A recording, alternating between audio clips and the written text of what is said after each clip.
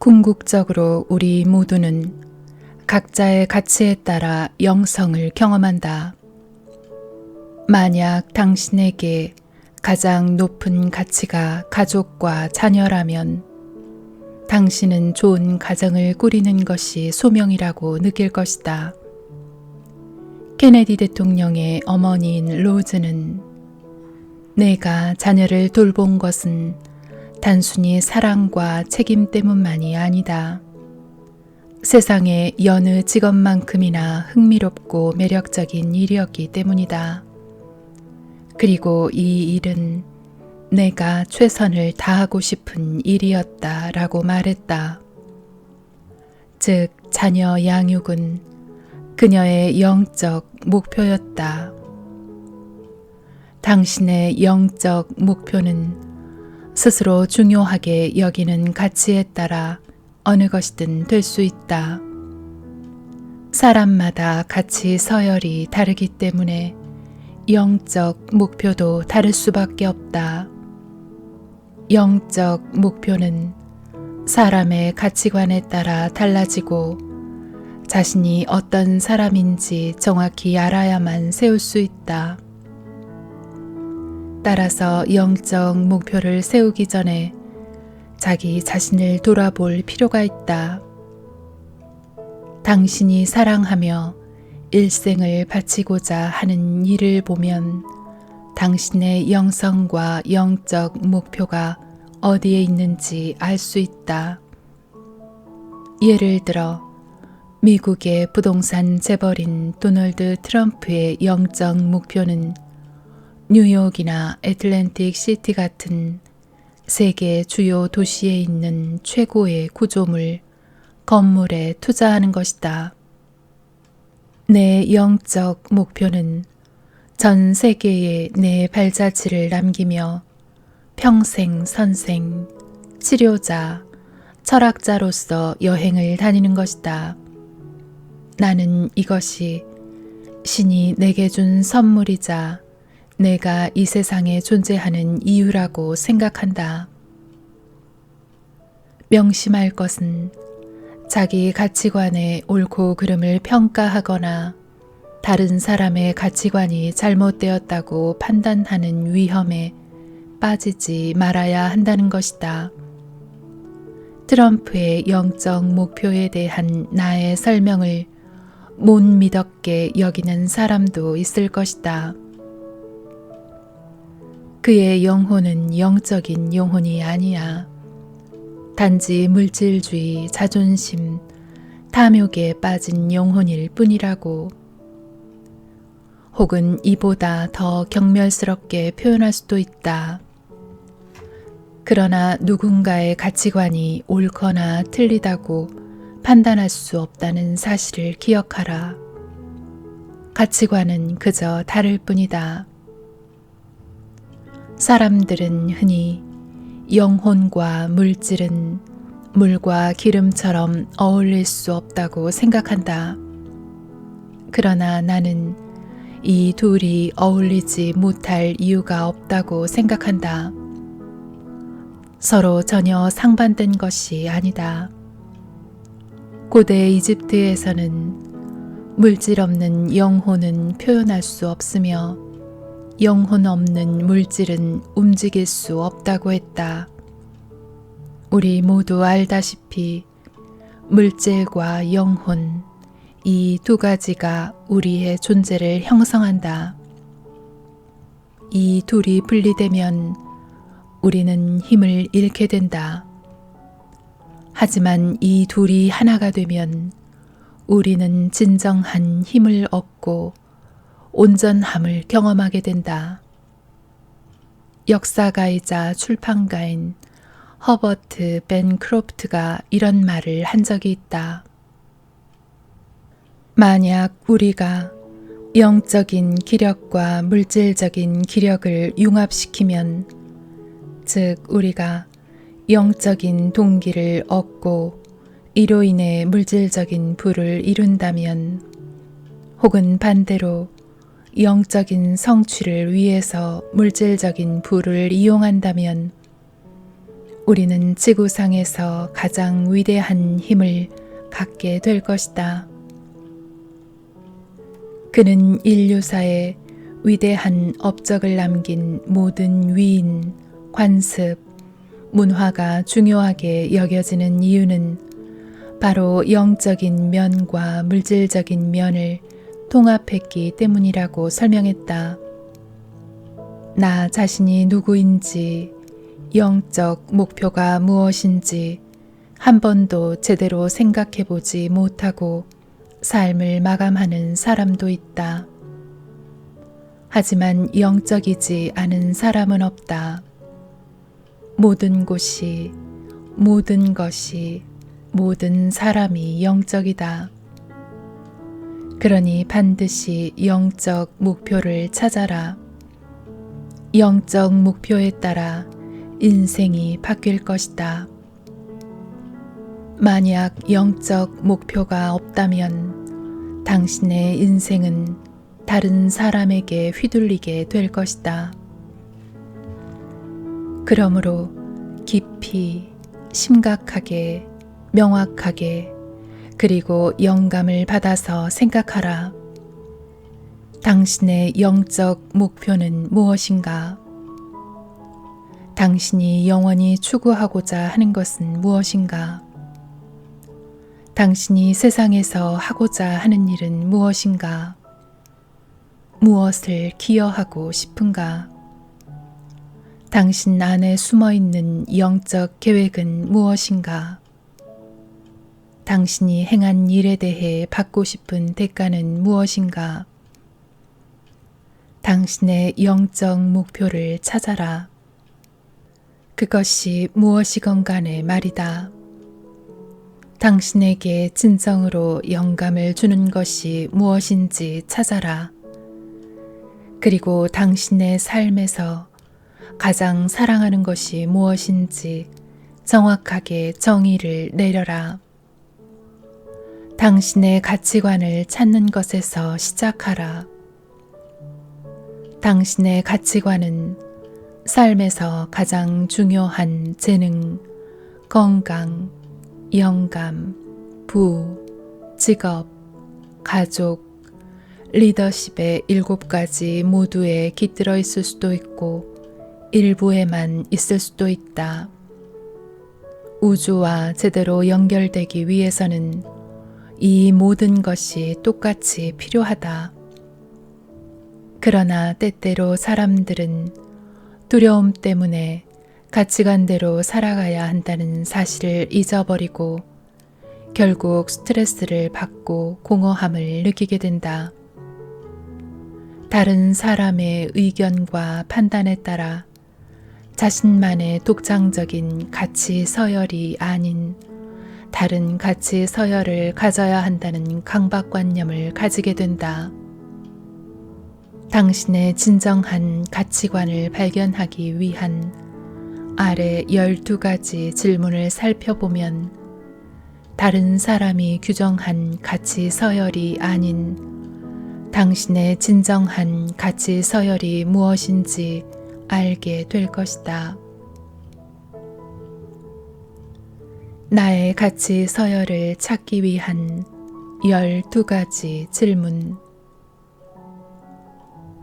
1. 공간을 어떻게 채우는가? 당신이 가장 많은 시간을 보내는 장소를 살펴보라. 마치 거기에 처음 간 것처럼 객관적으로 살펴보고 당신의 가치와 관련된 테마, 공통 요소, 증거를 찾아보라. 당신의 가치에 대한 첫 번째 단서는 당신의 일상, 일, 여가 공간에서 주요하게 여겨지는 것 가운데 찾을 수 있다. 한 예를 살펴보자. 어느 집에 사진이 가득 차 있다고 해서 그 집이 꼭 사진사의 집은 아니다. 스스로에게 물어라.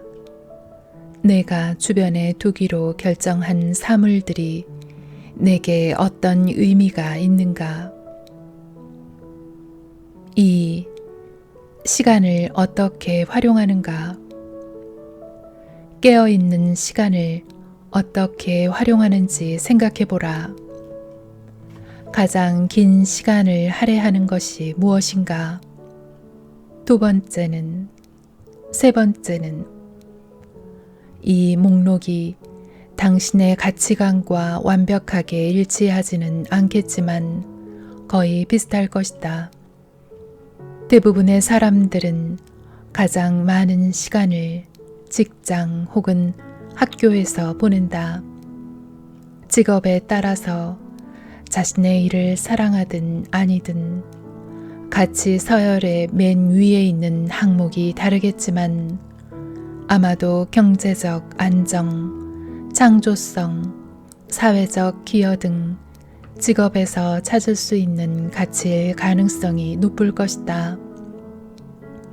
의사들은 환자의 건강이나 치료를 제일 높은 가치로 둘 수도 있고 혹은 지식이나 부를 최고의 가치로 둘 수도 있다.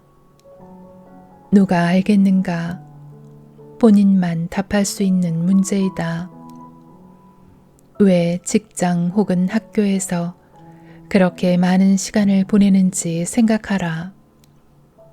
만약 일하는데 가장 많은 시간을 쓰지 않는다면 무엇을 하는데 가장 많은 시간을 보내는가? 가족을 돌보거나 봉사활동을 하는가? 혹은 골프나 사교 모임 또는 캠페인에 참여하는가?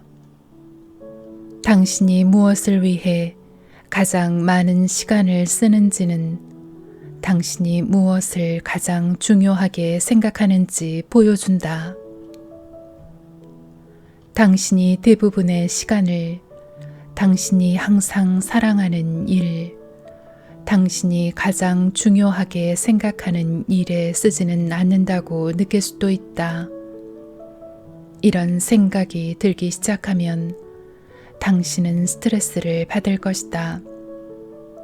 그러나 결국은 자신이 바라는 가치대로 살아가게 마련이다. 우리가 살면서 내리는 모든 결정 자체가 현재 얻을 수 있는 가장 큰 이익에 근거하여 이루어지기 때문이다. 때때로 안전이나 남을 기쁘게 하고자 하는 욕망이 다른 가치를 이기는 경우도 있다.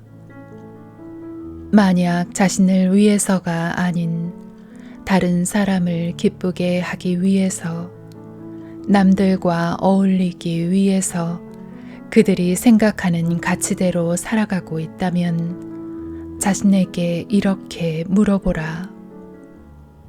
만약 남들의 시선이 없다면 어떻게 살 것인가? 3. 에너지를 어떻게 사용하는가? 하고 싶은 일에 대해 곰곰이 생각해보라. 시간 여유가 있을 때 당신은 무엇을 하는가? 어디에 몰입하는가? 분명 가장 중요하게 생각하는 일에 가장 많은 에너지를 쏟을 것이다. 또 좋아하는 일에는 그만큼 에너지가 생기는 법이다.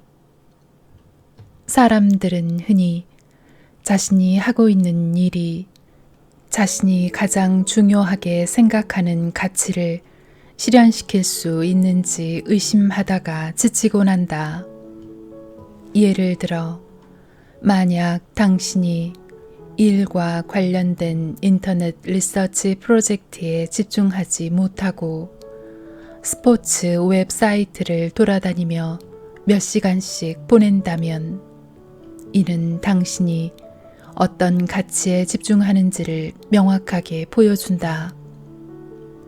혹은 부모님이 곧 오신다고 했는데도 연락을 안 드리면서 업무상 메일이나 문자 메시지에는 바로 답장을 보낸다면 이 역시 당신이 집중하고 있는 가치를 나타내는 명확한 지표가 된다. 스스로에게 물어라. 어떤 일을 할 때 에너지가 넘치는가? 어떤 일이 나를 기운나게 하는가? 하루 중, 일주일 중, 한 달 중, 언제 어디에 가장 많은 에너지를 쏟는가? 4. 돈을 어떻게 사용하는가? 당신이 돈을 어떻게 사용하는지 살펴보라. 그냥 쌓아두는가? 아니면 위험을 감수하면서 투자를 하는가? 쇼핑, 교육 혹은 여행에 많은 돈을 사용하는가? 호화스러운 파티를 여는 것을 좋아하는가? 자신을 가꾸는데 돈을 사용하는가? 자선단체에 기부하는 것을 좋아하는가? 자녀 교육, 노후 준비, 큰 집 등 특정 목적을 위해 저축하는가? 사업, 가정, 자선 기부 등 어떤 부분에 가장 많이 지출하는가? 단순히 생각해보자. 무엇에 돈을 쓰는가? 돈이 가는 곳을 따라가다 보면 당신의 가치관을 알게 될 것이다. 5. 어느 부분에서 가장 조직적인가? 당신의 최고 가치는 삶에서 가장 조직적인 부분, 즉 가장 안정적인 곳에 위치할 것이다. 당신이 중요하지 않게 여기는 부분은 분명 무척 혼란스러울 것이고 아마 남들이 그 부분에 관여하고 있을 것이다. 즉, 자신이 신경 쓰지 않는 부분에 대해서는 외부의 자극이 있어야 주의를 기울이고 행동을 취하게 된다. 혹시 당신의 정원은 말끔하게 정리되어 있는데 가계부는 엉망이지 않은가? 차고는 난장판이지만 책상과 책장은 깔끔하지 않은가? 삶에서 가장 질서정연한 부분이 어디인가? 예외가 가장 적은 부분은 어디이며 그 부분에서는 모든 것이 매끄럽게 진행되는가? 가장 엉망이고 난장판인 부분은 어디인가? 예상치 못한 문제가 가장 자주 생기는 부분은 어디인가? 6. 가장 단련된 부분은 어디인가? 당신이 지속적으로 집중할 수 있으며 단련된 부분은 어디인가? 당신이 항상 부지런하게 관리하고 꼼꼼하게 챙기는 부분을 생각해 보라. 당신이 가장 중요하게 생각하는 일을 할 때는 누가 아침에 깨우지 않아도 알아서 일어날 것이다. 당신이 정말로 중요하게 여기는 일을 할 때는 쉽게 집중할 수 있고 꾸준히 열심히 할 수 있다.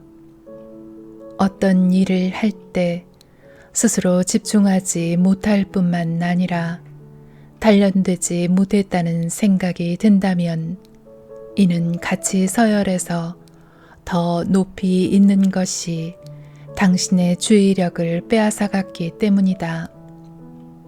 그리고 이는 당신이 다른 삶을 살고 싶어 한다는 것을 뜻한다.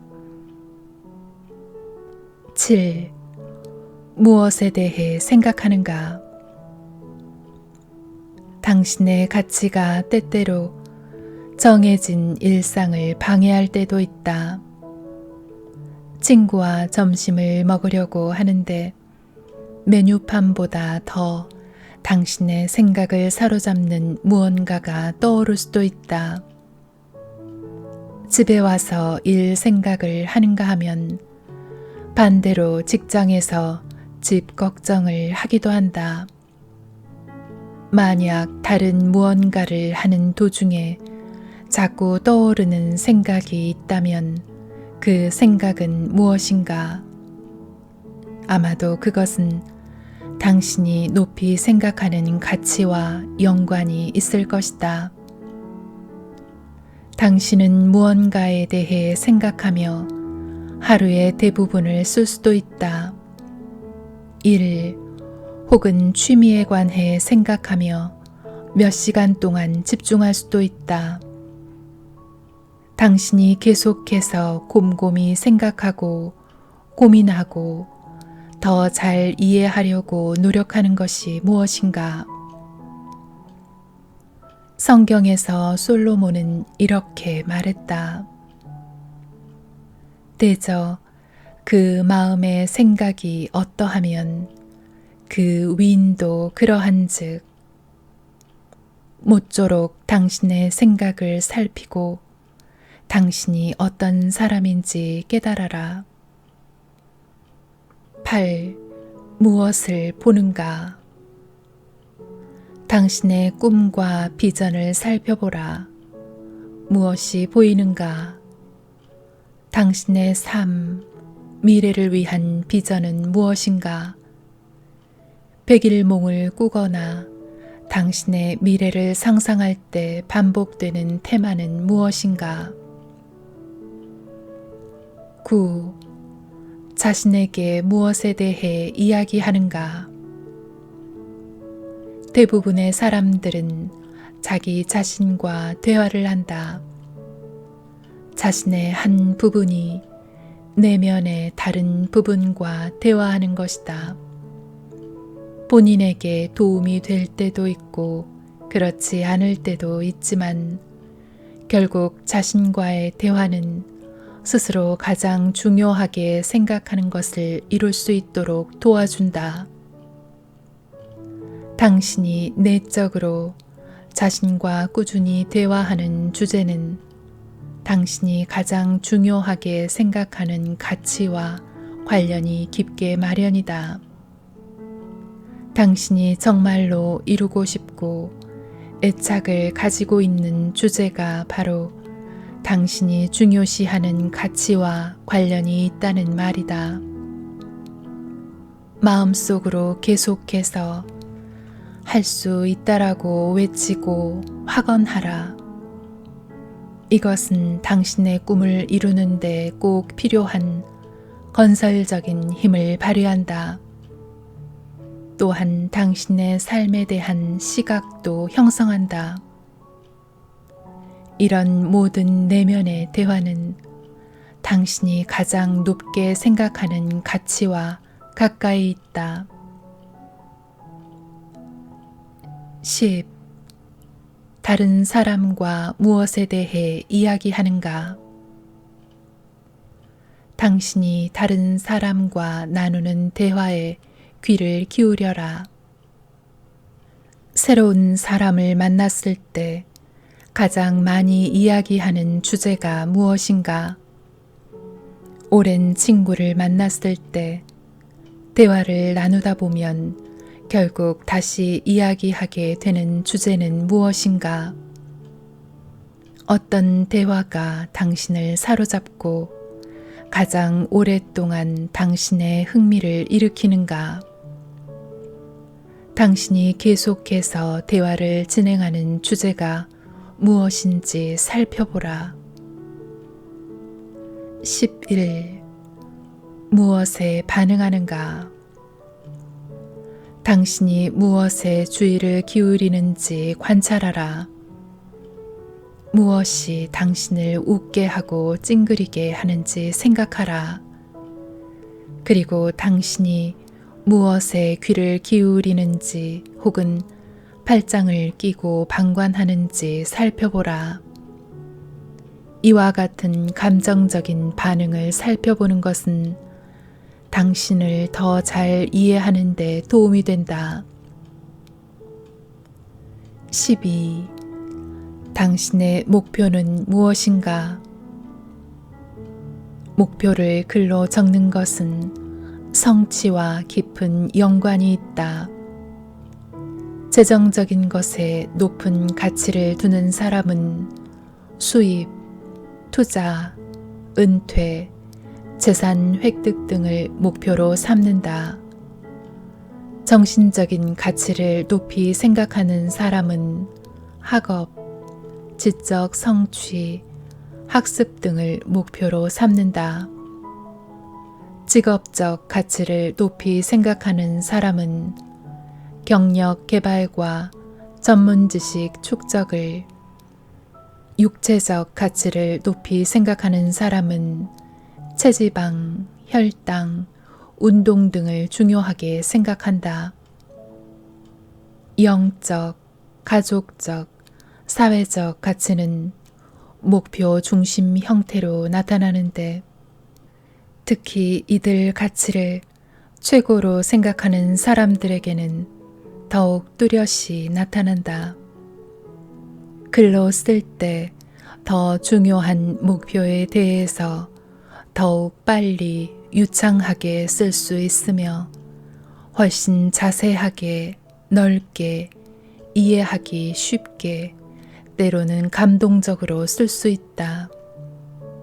만약 목표를 글로 적지 않는다면 당신이 가장 하고 싶은 것, 되고 싶은 것 혹은 당신의 삶에서 가지고 싶은 것이 무엇인지 어떤 목표를 향해 나아가고 싶은지 생각해 보라.